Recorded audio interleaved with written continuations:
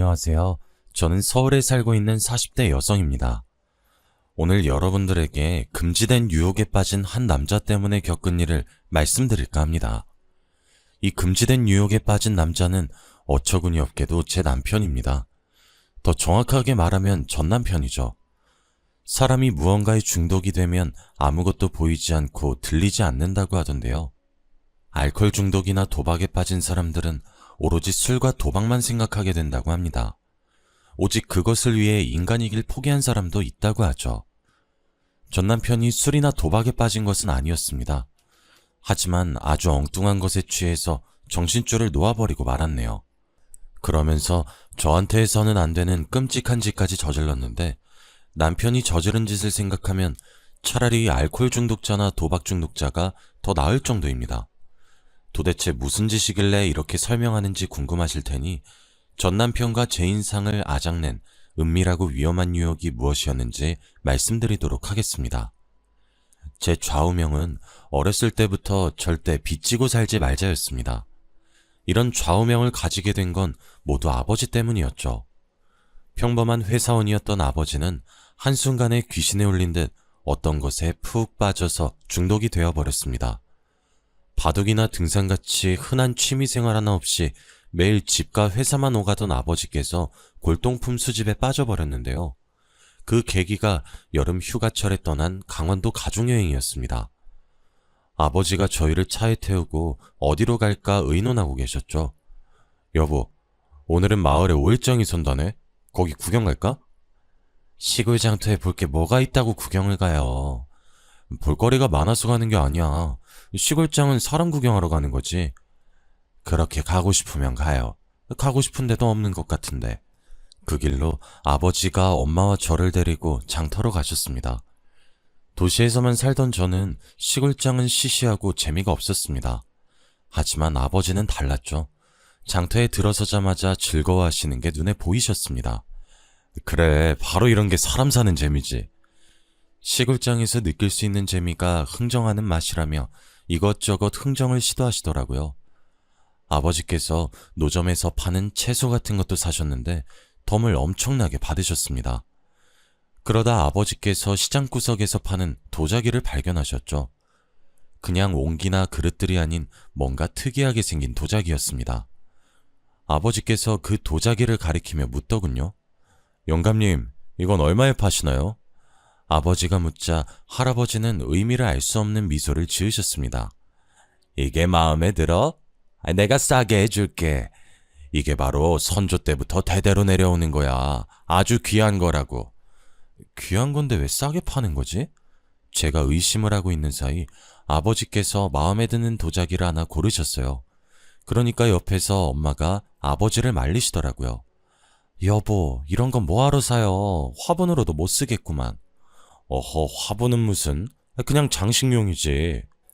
아버지는 진짜로 그 도자기를 거실 장식장에 놓아두었어요. 그런데 몇 달 후에 뜻밖의 일이 벌어졌습니다. 집에 놀러온 아버지 친구분이 거실에 있는 도자기를 보고 엄청나게 비싸 보인다며 감정을 받아보자고 하신 겁니다. 친구분도 골동품 수집을 취미로 하고 계셔서 상당한 안목을 가지고 계셨거든요. 그래서 아버지께서 깜짝 놀라 도자기를 꺼내서 자세히 보여주었습니다. 이게 얼마짜리 같아 보이는데? 그냥 시골 장터에서 10만원 주고 사온 거야. 이런 게 값 나갈 리가 없어. 아니야. 야, 내가 보기에 그것보다 훨씬 비싸 보여. 내가 잘 아는 골동품상 있으니까 한번 가보자. 어차피 믿져야 본전이잖아. 친구분의 말을 듣고 아버지가 신이 나서 도자기를 들고 가셨습니다. 저는 친구분이 잘못 본 거겠지 싶었는데 진짜로 그 도자기가 조선시대 전통 도자기가 맞다고 하더군요. 감정가는 무려 2천만 원이라고 했습니다. 아버지가 깜짝 놀라 이게 2천만 원이 맞냐고 되물으니 골동품상이 자기한테 팔라고 도자기를 탐냈죠. 네, 2천만 원 맞습니다. 제가 1,000만 원 더 쳐드릴 테니 저한테 넘기시죠. 다른 곳에선 2천만 원 이상 안 해줄 겁니다. 골동품상은 현금 3천만 원을 내놓으면서 도자기를 팔라고 했어요. 당연히 아버지는 이게 웬 횡재냐 싶어서 도자기를 넘겨주고 왔죠. 졸지에 횡재를 한 아버지가 그때부터 골동품에 눈이 멀기 시작했습니다. 직장까지 그만두고 골동품 수집 광이었던 친구분과 같이 전국을 누비고 다니게 되었죠. 그 당시 저는 고등학생이었습니다. 그렇게 어린 나이가 아니라서 아버지가 어떤 행동을 했는지 전부 다 기억하고 있었는데요. 날마다 아버지가 골동품을 잔뜩 사와서는 친구분과 진지하게 물건을 들여다보며 토론을 하고 있었습니다. 그래서인지 1년이 채 지나지 않아서 아버지가 가지고 오는 희한한 물건들이 집안을 가득 채우게 되었습니다. 골동품 때문에 엄마와 아버지가 싸우는 일이 빈번했죠. 여보, 이제 그만 좀 해. 이런 잡동사니들 사서 뭐 하려고 그래? 잡동사니가 아니라 보물이야. 곧 부자가 될 테니까 당신은 가만히 있어. 아유, 내가 못 살아 정말. 당신 없을 때 싹 다 버려버리던가 해야지. 말로만 버리겠다 잔소리하던 엄마가 참지 못하고 고물상을 불러버렸습니다. 아버지 몰래 모아놓은 물건들을 전부 버려버리고 만 거죠. 예상대로 아버지는 텅 빈 집안을 보자마자 소리를 지르며 난리를 피우셨습니다.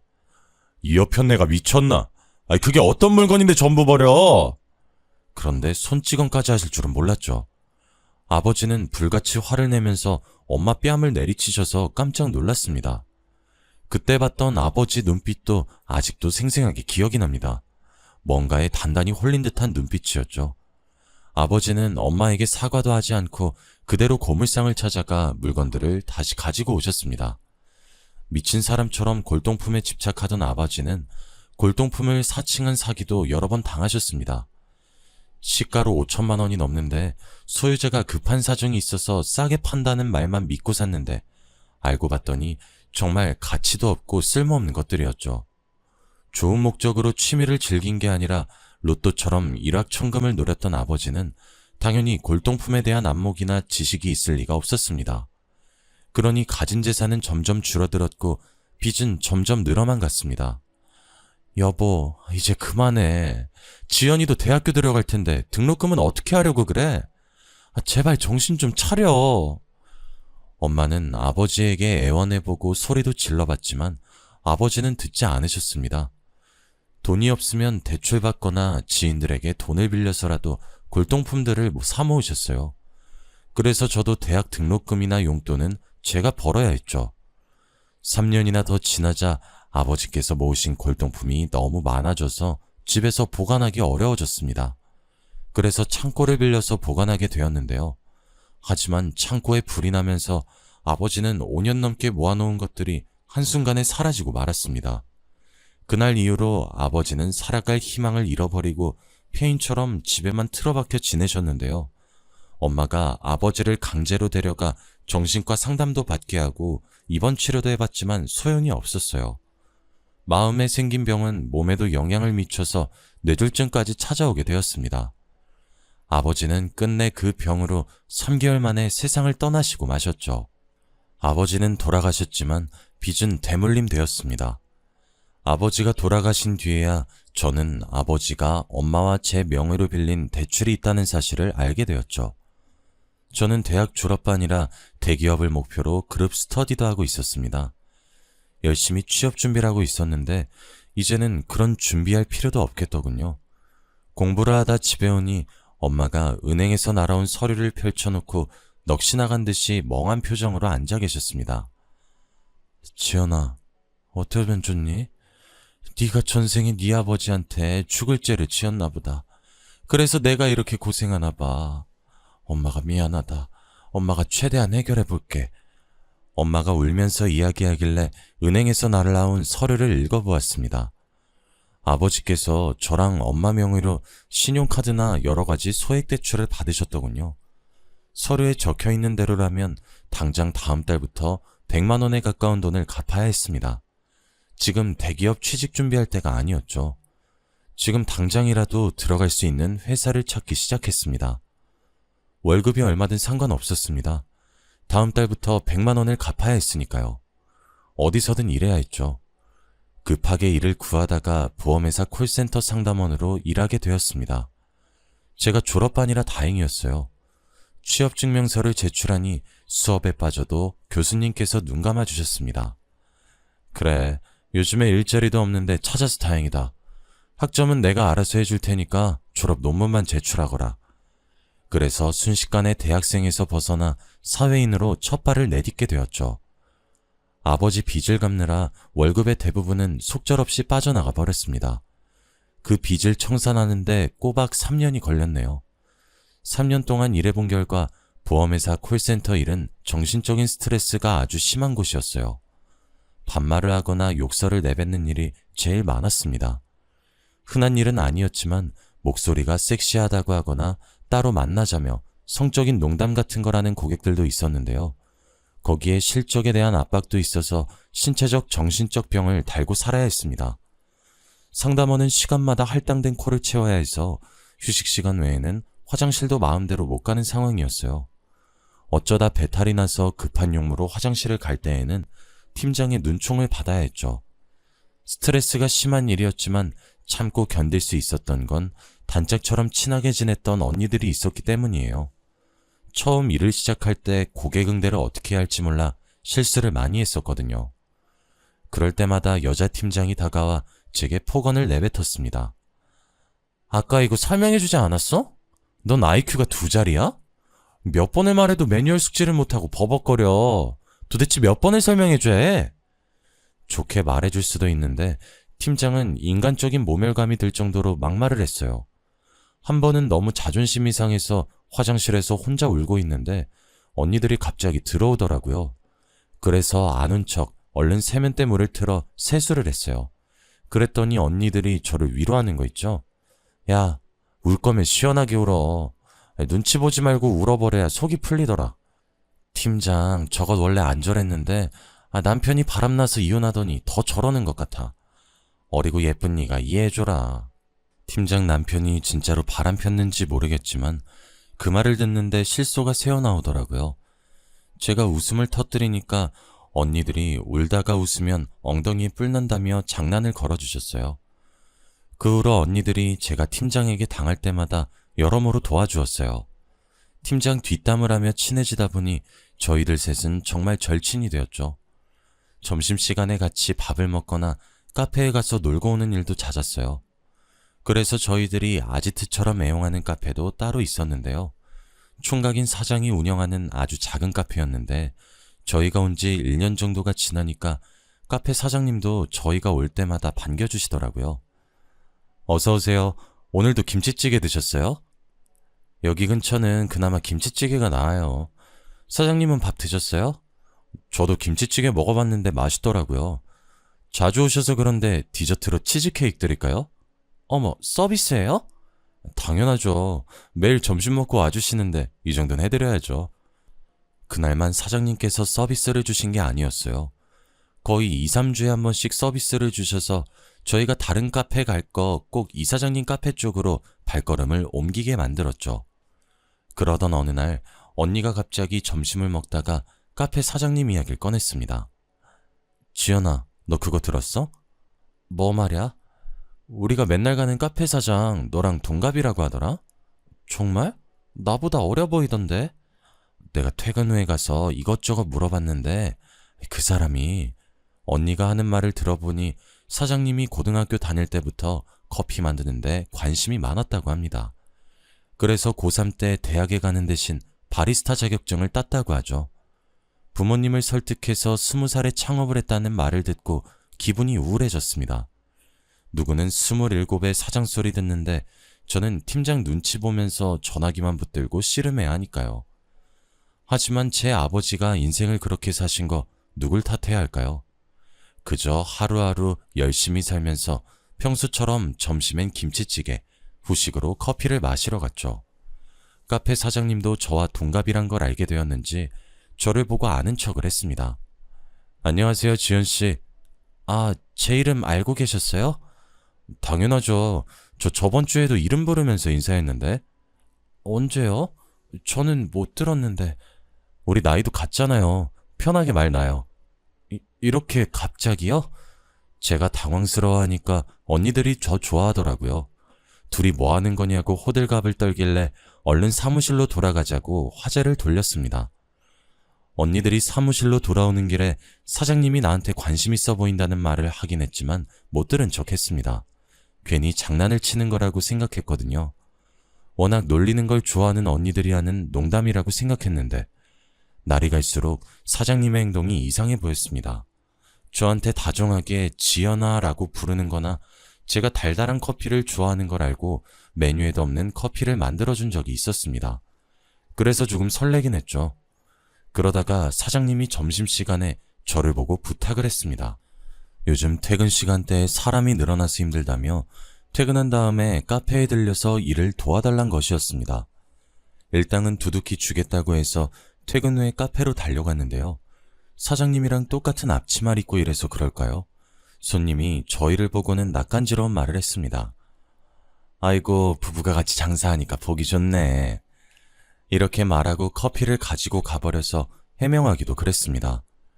제 얼굴이 새빨개져서 아무 말도 못하고 있는데 사장은 뭐가 그리 좋은지 혼자 키득거리고 있었죠. 지연아, 너도 들었지? 우리가 부부래. 우리 잘 어울리나 봐.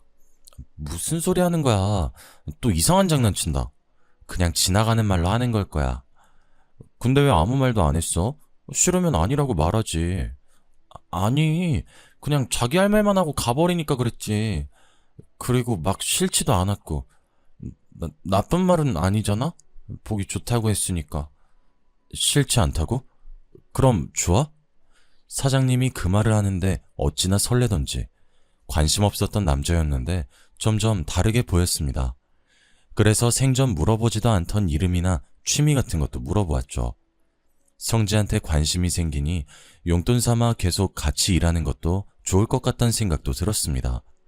성재도 계속해서 일해달라고 부탁하니 퇴근 후에 카페 알바도 계속했습니다. 그러다가 월급을 받는 날이 다가왔는데요. 성재가 계좌번호를 알려달길래 대뜸 데이트 비용 이야기를 꺼냈습니다. 요즘 애들은 데이트 비용 얼마나 드나? 데이트 비용? 그건 갑자기 왜? 돈으로 주지 말고 데이트 비용으로 써줘. 나 한강 가서 치킨 먹고 싶은데 사주면 되겠네. 제가 홍당무가 된 채 대시하니까 성재가 웃음을 터뜨리더군요.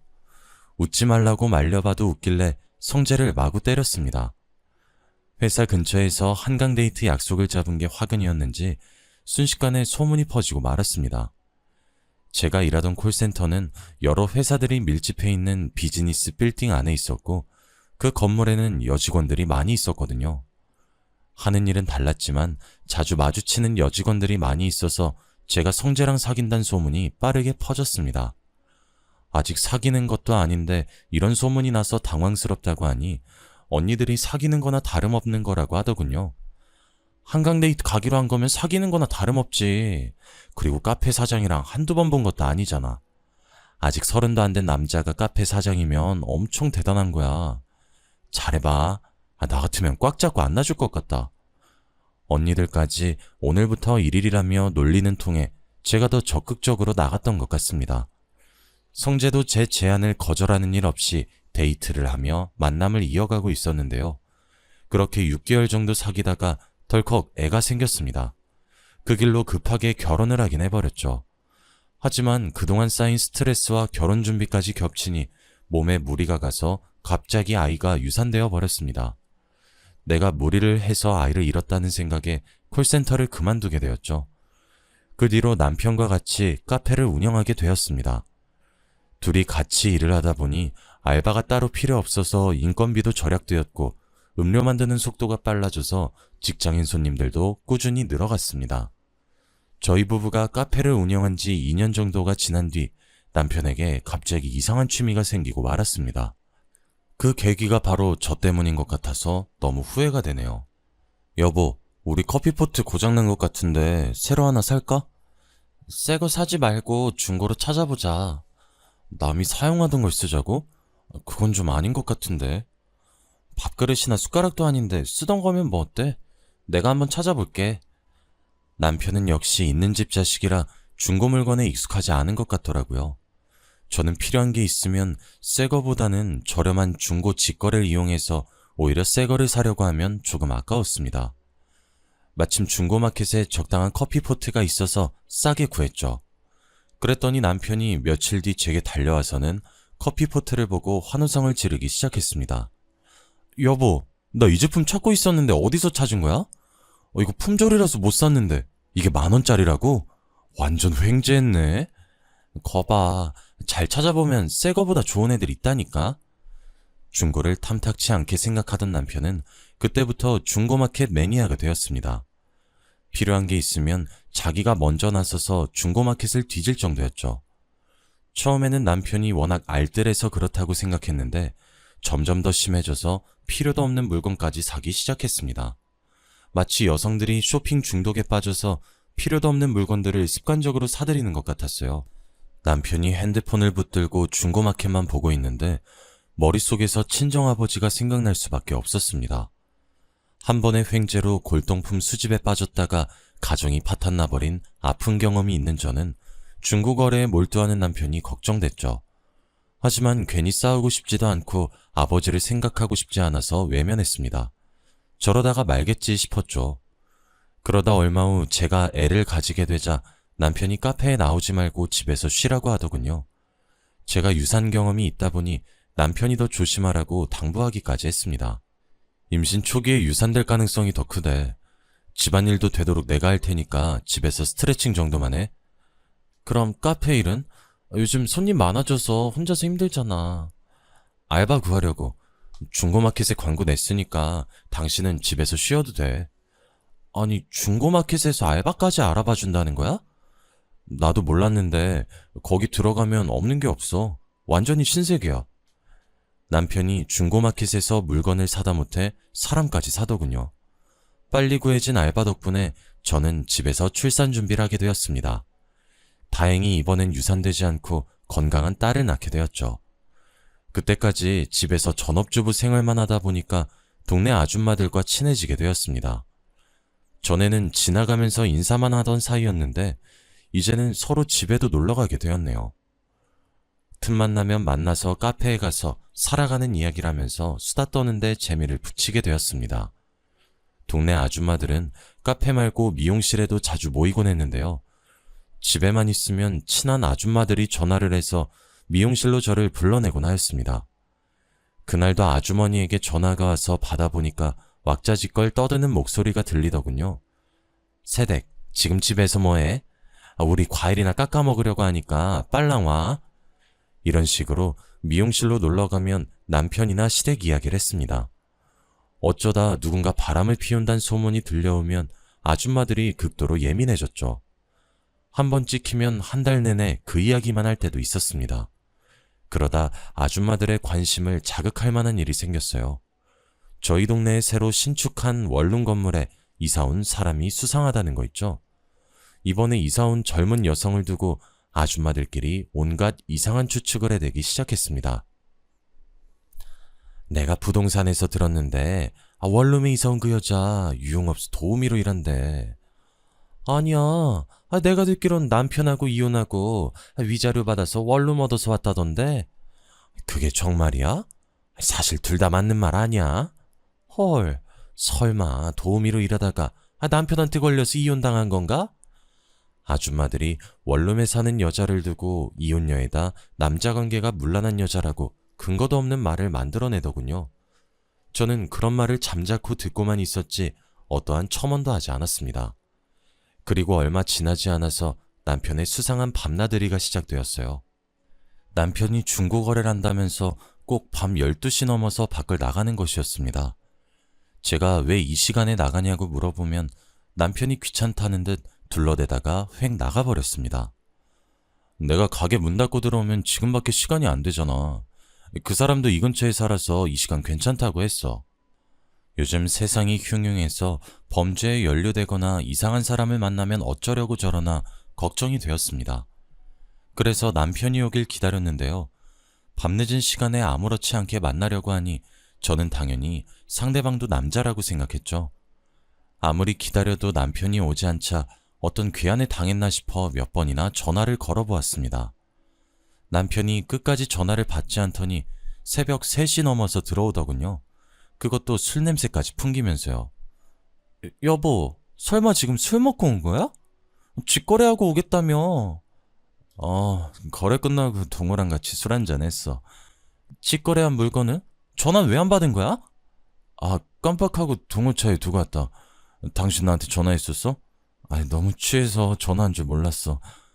마음 같아서는 동호라는 남자도 중고마켓이랑 같이 지워버리고 싶었습니다. 동호라는 남자는 남편이 중고마켓에서 만난 사람이었습니다. 남편이 자주 만나서 거래하는 사람이었는데 동네 사람이라서 금방 친해졌다고 하더라고요. 지금은 형동생 하면서 지내고 있다고 합니다. 저랑 주말을 보내고 있다가도 갑자기 동호 씨한테 전화가 오면 환하게 미소 지으며 나가곤 하였습니다. 동호야, 웬일이야? 내가 말한 컴퓨터 스피커를 직거래했다고? 얼마에? 오케이, 알겠어. 나한테 그거 팔아. 내가 밤에 찾아갈게. 남편은 일주일에 2~3번은 물건을 들고 나가거나 들고 왔어요. 남편의 중고거래는 취미생활이라고 생각하고 있어서 뭘 사든지 간에 신경 쓰지 않았죠. 적어도 아버지처럼 쌓아두지 않고 팔았으니까요. 가끔 그 돈으로 맛있는 걸 사주고 저한테 준 적이 있어서 오히려 좋았습니다. 그런데 얼마 지나지 않아서 남편의 중고마켓 사랑이 동네 아줌마들 사이에서도 알려지게 되었습니다. 제가 오랜만에 미용실에 들려서 수다를 떨려고 하니 아주머니께서 이상한 말씀을 하시더라고요. 어제 보니까 새댁 남편이 웬 남자랑 같이 있던데? 친구야? 새벽에 보셨죠? 아마 직거래하고 있었을 거예요. 손에 뭐 들고 있긴 했는데 직거래하는 것 같진 않던데? 네? 그게 무슨 말씀이세요? 미용실에서 친해진 아주머니께서 남편을 여러 번 목격했다고 하시더라고요. 아주머니께서 지하철에서 청소 일을 하고 있는데 출근 시간이 지하철이 끊어지는 밤 12시라며 출근을 할 때마다 남편이 낯선 남자랑 같이 있는 모습을 자주 보았다고 합니다. 그 모습이 매우 이상했다고 하길래 헛웃음을 지었죠. 에이, 마약 같은 거 판다고 생각하신 거예요? 우리 남편 그런 사람 아니에요. 아니, 이상하잖아. 새댁 남편은 그 남자하고만 거래? 내가 보니까 둘이 너무 이상하게 친한 것 같더라고. 아줌마는 분명 둘이 남자 사이인데 한 몸처럼 딱 붙어 있었다고 하더라고요. 그래서 저는 아주머니께 잘못 보신 것 같다고 어색하게 웃으면서 넘기고 말았습니다. 괜히 헛소문이 날까봐 얼른 화제를 넘긴 것도 있었습니다. 소문이 진짜면 어쩌지 하는 생각을 하루에 수도 없이 고민하던 때였습니다. 집에서 애만 보다가 어쩌다 한 번씩 미용실에서 아줌마들과 수다를 떠는 것에 너무 집착하는 것 같아서 다른 취미생활을 가지려고 결심했습니다. 구청에서 하는 문화센터 강좌를 신청했는데 그곳에서 원룸에 산다는 여자를 만나게 되었죠. 아주머니들이 도우미로 일하다가 남편한테 이혼당한 것 같다는 그 여자를요. 저를 보자마자 새침하게 모른 척하고 지나갈 줄 알았는데 생각보다 사근사근하게 절 반겨주더라고요. 어머, 안녕하세요. 건너편 빌라에 사시는 분 맞으시죠? 동네 지나면서 몇 번 봤던 것 같은데 인사를 못 드렸네요. 저 빌라 원룸 건물 거기 사는 사람이에요. 네, 반가워요. 문화센터 강좌 신청서를 쓰고 있었는지 신청서에 이름이 적혀 있더군요. 그 여자의 이름은 정세희였습니다. 세희 씨에게 대해 너무 많이 이야기 나눠서 잘 알고 있었지만 일부러 모른 척 했습니다. 제가 일부러 못 본 척 지나가고 무시하는데도 세희 씨는 먼저 다가와서 제게 인사해 주더라고요. 해프고 질이 안 좋은 여자로 소문이 나 있어서 웬만하면 피하려고 했지만 강좌를 들으면서 대화해보니 교양이 있는 지적인 여성이었습니다. 세희 씨는 프리랜서로 웹디자인 일을 한다고 하더군요. 부침성 있는 싹싹한 성격이어서 저랑 몇 번 말 섞지 않았는데 언니라고 부르기도 했습니다. 저도 세희 씨라고 부르다가 세희라고 부르며 말을 편하게 하기 시작했죠. 시간이 지나 세희가 집으로 놀러 오라며 초대하는 일도 있었습니다. 언니, 오늘은 내 집 가서 같이 커피 마실래? 직거래로 향이 끝내주는 원두를 구했거든. 세희 너도 직거래? 우리 남편은 중고마켓 중독자야. 맨날 그것만 쳐다보고 있더라고. 그렇구나. 난 어쩌다 한 번씩 싸게 나오는 물건 있으면 사는 정도야. 그럼 언니네 남편은 중고 물건 사는 꿀팁 있겠네? 나도 좀 알려달라고 하면 안 되나? 세희와 이야기하며 집에 가는 동안 어떤 분위기일까 별의별 생각을 다 했습니다. 하지만 세희의 집은 아주 깔끔하고 아기자기하게 꾸며져 있었습니다. 술집 여자라면 술병도 널려있고 담배 냄새가 날 줄 알았는데 역시 소문은 소문일 뿐이라고 생각했죠. 게다가 세희는 저를 위해서 원두를 갈아서 핸드드립으로 커피를 만들어 주었습니다. 그런데 커피포트가 눈에 익더군요. 가만히 보니 예전에 제가 중고마켓에서 샀는데 횡재했다고 남편이 좋아했던 그 물건이었습니다. 하지만 얼마 전에 동호라는 남자에게 팔았는데 그게 여기 있다니 믿을 수가 없더군요. 분명히 품절된 제품이라고 들었거든요. 제가 그 커피포트에 정신이 팔린 사이 세이는 30을 넘기고 왜 혼자 사는지 신세한탄을 하듯이 말해주었습니다. 고등학생 시절 아버지의 외도로 부모님이 이혼을 해서 엄마와 같이 지냈는데 몇 년 전에 엄마도 다른 남자와 재혼을 하게 되었다고 합니다. 이제 성인이 된 세이는 혼자 독립해서 살게 되었다며 평생 독신주의자가 될 거라고 강조하였습니다. 언니, 난 독신주의자야. 결혼 같은 건 절대 안 할 거야. 한 남자의 평생 얽매여서 사는 것보다는 외로워도 혼자 사는 게 훨씬 좋아. 결혼 전에는 몰랐는데 애딸린 유부녀가 되어보니 세이의 말이 가슴에 와닿았습니다. 그러다가 커피포트를 딱 쳐다보는데 제일 밑에 무언가 새겨진 게 보이더군요. 파란색 매직으로 써놓은 남편과 제 이름이었습니다. 그때는 신혼이었고 깨가 쏟아지던 시기였죠. 남편이 워낙 커피포트를 아끼길래 내 거라고 장난으로 이름을 써놓았는데 남편도 따라 제 이름 옆에 자기 이름을 적어두었습니다. 설마 남편이 세이한테 커피포트를 준 것일까요? 그럼 동호씨가 세이라는 소리일까 싶어서 왠지 모를 불길한 예감이 저를 덮쳐왔습니다. 저는 애써 아닐 거라고 생각했죠. 남편에게서 커피포트를 산 동호가 세이에게 되팔았을 수도 있으니까요. 원래 중고거래란 그렇게 돌고 도는 거라고 자기 최면을 걸고 있는데 이번에는 행거에 걸려있는 옷이 눈에 들어왔습니다. 가까이 가서 보니 남성용 스포츠 자켓이더군요. 여자 혼자 사는데 왜 남성 자켓이 필요할까요? 혹시 몰라서 세이 눈치를 보고 있다가 세이 화장실에 간 사이 서랍장을 뒤져보았습니다. 그러다가 서랍장 속에 들어있는 상자를 열어보니 남성용 가발이 들어있었습니다. 제가 순간 다리에 힘이 풀려 쓰러지니 세이가 깜짝 놀라 달려왔습니다. 언니, 왜 그래? 어디 아픈 거야?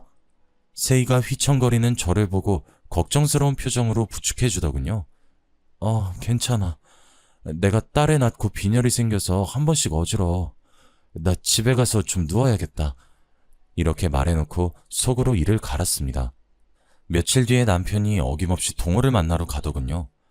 남편을 몰래 따라가야겠다는 생각이 들었습니다.